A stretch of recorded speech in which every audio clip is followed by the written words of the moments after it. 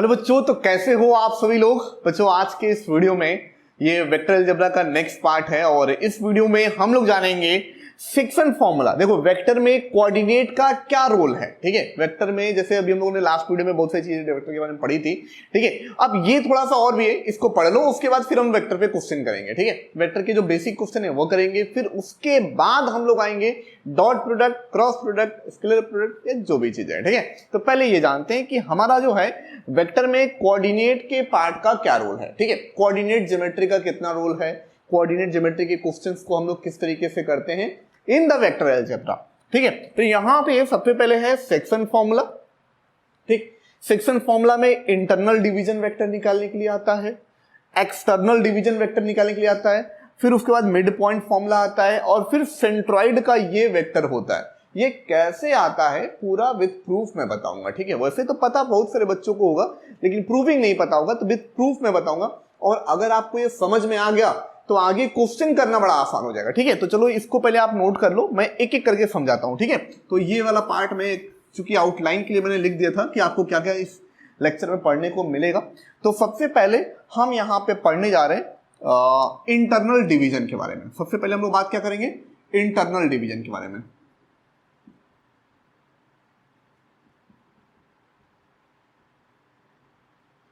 Internal division, ठीक है। अब इंटरनल डिवीजन जो है, इसको पढ़ने के लिए आपको एक मैं डायग्राम बनाता हूं और डायग्राम से पूरा अच्छे से समझाऊंगा। ठीक है, पूरी चीजें आपको डायग्राम से क्लियर हो जाएंगे। ठीक, ये मान लो कोई ओरिजिन है ओ पॉइंट,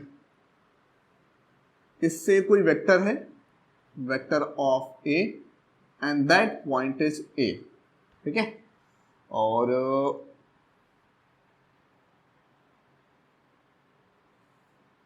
ये हो गया हमारा वेक्टर ऑफ बी और ये हो गया बी वेक्टर।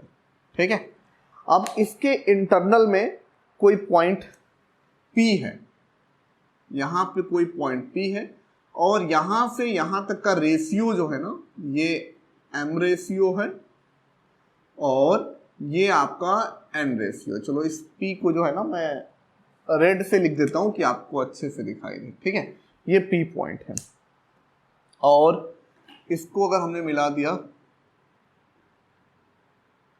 तो ये हमारा हो गया वेक्टर ऑफ आर। तो बेसिकली हमें इसे ही फाइंड करना है इन दिस वीडियो। ठीक है, तो पहले इसको समझते हैं कैसे निकालेंगे। तो भाई इसका डायरेक्शन ये है, इसका भी डायरेक्शन ये है और इसका भी डायरेक्शन ये है। ठीक है, अब बात करते हैं कि हमारा जो है ये इसका डायरेक्शन हम किधर से बनाएंगे। तो ये अपने ऊपर डिपेंड करता है कि हम लोग डायरेक्शन किस तरीके से यहां बढ़ाएंगे, कि इसको कैसे लिख सकते हैं। तो देखो मैं यहां पे लिखने वाला हूं कि AP, ए से P अपॉन ऑफ P से B। ठीक है, AP और PB देखिए, AP और PB का जो रेशियो दिख रहा है, A से P का जो रेशियो है ये है आपका M रेशियो और इसका रेशियो है N।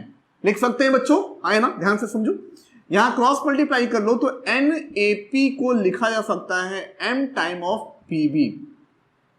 इस पे डायरेक्शन बना दो, यानी वेक्टर लगा दो। चलो वेक्टर लगा दिया, यानी कि इसका भी ये डायरेक्शन है, इसका भी ये डायरेक्शन है, हमने डायरेक्शन डिसाइड कर दिया। ठीक, अब अगर जैसे ही लगाया तो अब AP को देखो, AP को कैसे फाइंड करोगे। तो इन द ट्रायंगल, अगर हम इस ट्रायंगल में आए OAP में, तो इससे ये पता चलेगा कि जो वेक्टर ऑफ OP वेक्टर है वो कहीं ना कहीं OA वेक्टर और प्लस ऑफ AP वेक्टर के इक्वल होगा। OP वेक्टर होगा, देखो OA vector plus triangle law पहले बता चुका हूं मैं। तो यहां से AP की जो वैल्यू है वो लिख सकते हैं OP माइनस OA। तो लिख लो यहां पे AP की वैल्यू लिख लो OP vector minus of OA vector. ठीक, अब दूसरे वाले में आते हैं, इस वाले में। तो इसका डायरेक्शन और इसका डायरेक्शन, अब दूसरे वाले को देखिए, ये तो पहले वाला हो गया। सेकेंड वाले में देखते हैं तो OP वेक्टर और प्लस ऑफ PB वेक्टर का जो वैल्यू होगा वो होगा OB वेक्टर के बराबर।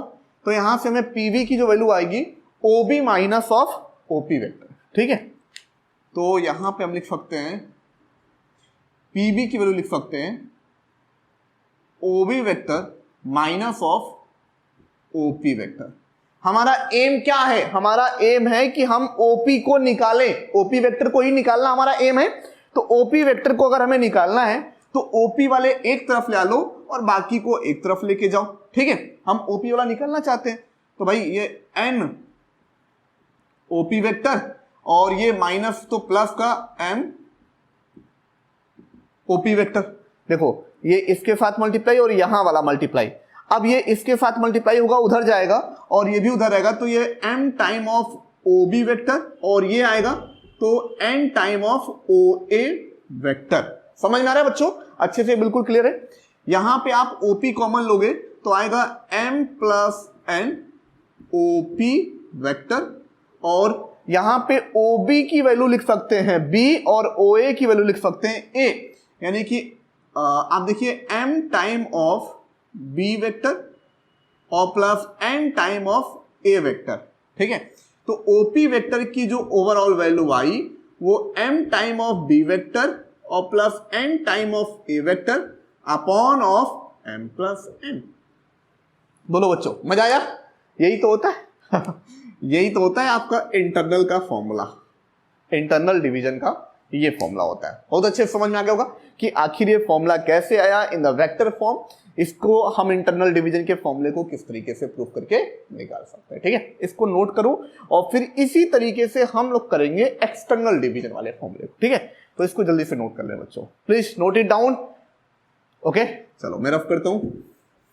क्या करा करो ना, वीडियो को पॉज करके फिर नोट कर लिया करो, ठीक है। वीडियो को पॉज करके फिर नोट कर लिया करो और समझ में ना आए तो उसको रिपीट मोड पे डाल करके समझ भी लिया करो भाई, ठीक है।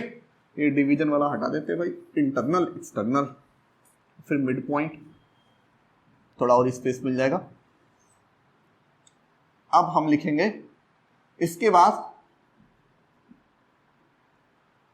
एक्सटर्नल डिवीजन, ठीक है।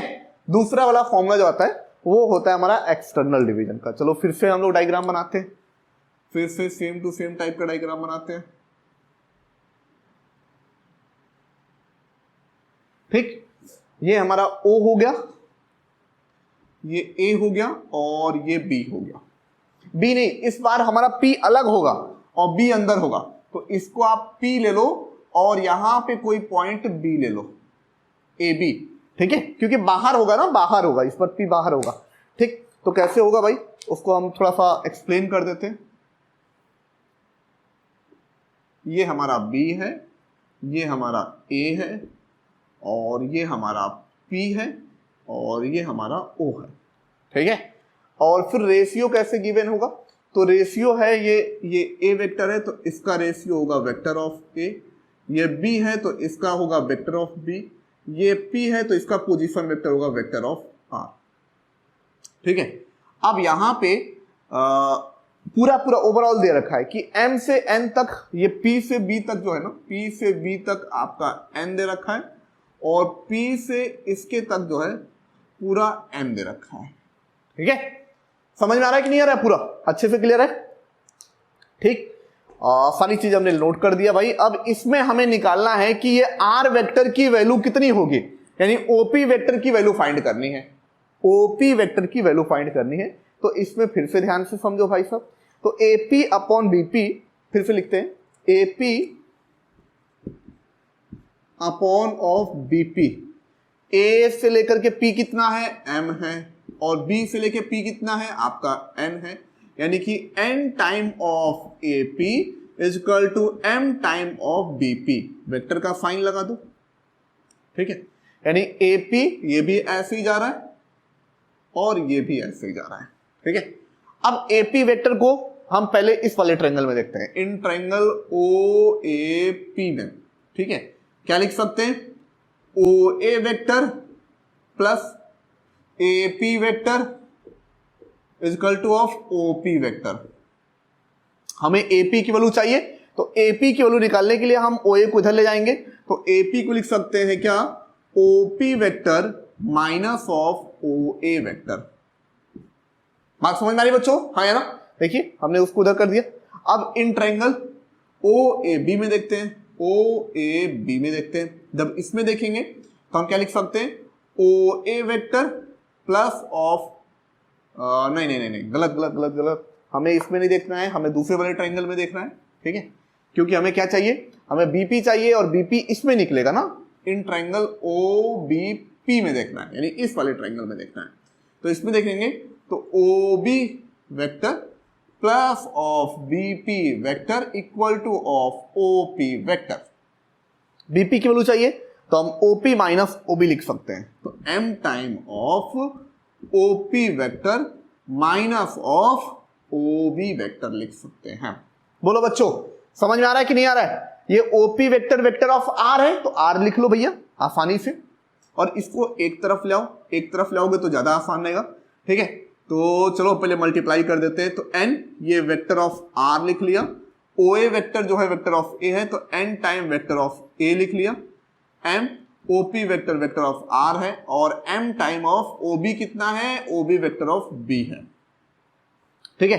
r वाले एक तरफ कर लेते हैं और उनको एक तरफ कर लेते हैं, तो ये उधर जाएगा, ये इधर आएगा, ठीक है। तो m vector of b minus of n vector of a is equal to of m minus n vector of r, ठीक है बच्चों, समझ में आ रहा है? ये एक्सटर्नल वाला, तो यहां से जो हमारा टर्म आया वेक्टर ऑफ r की जो वैल्यू आ रही है वो m vector of b minus of n vector of a upon of m minus of n। और भाई यही तो होता है एक्सटर्नल वाला फॉर्मूला। जब आपने कोऑर्डिनेट के क्लास 10th में पढ़ाई की थी तो आपने इसी फॉर्मूले को पढ़ा होगा, external mid point internal mid point का फॉर्मूला, ठीक है। समझ में आया बच्चों? बहुत अच्छे से क्लियर हो गया होगा। चलिए इसको भी नोट कर लीजिए, please note it down. Next आते हैं, ये इंटरनल डिवीजन वाला फॉर्मूला था,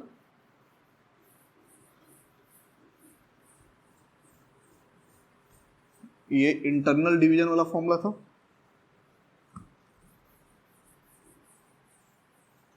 अब आते हैं मिड पॉइंट वाले पे, mid point, third is mid point. भाई मिड पॉइंट, अभी आपने एक फॉर्मूला पढ़ा कि vector of r is equal to m vector of b plus n vector of a upon of m plus n। अभी आपने फॉर्मूला पढ़ा इंटरनल वाला, ये इंटरनल वाला फॉर्मूला पढ़ा, इंटरनल वाला फॉर्मूला पढ़ा, ठीक है। लेकिन जब ये मिड पॉइंट होगा तो m और n का जो रेशियो होगा वो 1:1 का हो जाएगा। सिंपल सी बात है, मिड पॉइंट यानी बीचों बीच में, यानी कि m और n की जगह पे 1:1 पुट कर दोगे तो vector of r is equal to b vector plus of a vector और अपॉन ऑफ 1 प्लस 1 यानी a प्लस b बाई 2। ये हो गया आपका मिड पॉइंट वेक्टर, ठीक है। अगर कभी भी आपको दो वेक्टर का मिड पॉइंट वेक्टर निकालना हो तो आप ये वाला फॉर्मूला अप्लाई करेंगे, और क्यों कैसे किस तरीके से आ रहा है वो पूरा मैं एक्सप्लेन कर रहा हूं, ऐसा नहीं कि हवाई बातें हो रही हैं, ठीक है। चलो ये नोट कर लो। अब भाई सेंट्रॉइड वाला बचा हुआ है, सेंट्रॉइड वाला इसको नोट कर लो, फिर सेंट्रॉइड बताते हैं, ठीक है। चलो इसको पूरा रफ करते, अब आते हैं अपने सेंट्रॉइड वाले पे। बच्चों ये वाला जैसे ही लेक्चर खत्म होता है ना, उसके बाद अब हम अगले लेक्चर से क्वेश्चन स्टार्ट कर देंगे, मतलब क्वेश्चन करना शुरू कर देंगे कि हम लोग को किस किस टाइप के क्वेश्चन आने चाहिए वेक्टर के स्टार्टिंग में, ठीक है। और ये जैसे ही पूरा लेक्चर कंप्लीट हो जाएगा तो आपको पूरा ऑल कंप्लीट आप देख ही रहे होगे कि एक लेक्चर में पूरा मिल रहा है, vector in just one class. अब इससे बढ़िया क्या चाहिए कि एक ही क्लास में पूरा वेक्टर कंप्लीट, ठीक है। चलो बढ़िया। Next that is the centroid of a triangle, centroid of a triangle.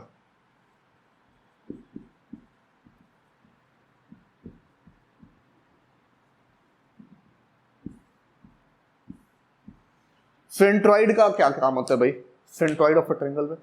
अब सेंट्रॉइड में चलो मैं डायग्राम बना देता हूं, ठीक है। सेंट्रॉइड में अब हमने इसका कोई नाम दे दिया, ये ए, ये बी और ये सी। ए के साथ हमने मान लिया इसका position vector vector of A है, बी के साथ इसका position vector vector of B है, और सी के साथ इसका position vector vector of C है।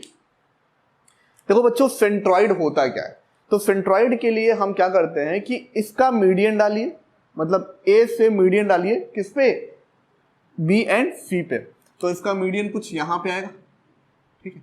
ये पुट करो यहां पे, ये मीडियन है। अब बी से अगर इस पे मीडियन डालोगे, ठीक है, ये मीडियन ना, और इससे जब इस पे मीडियन डालोगे,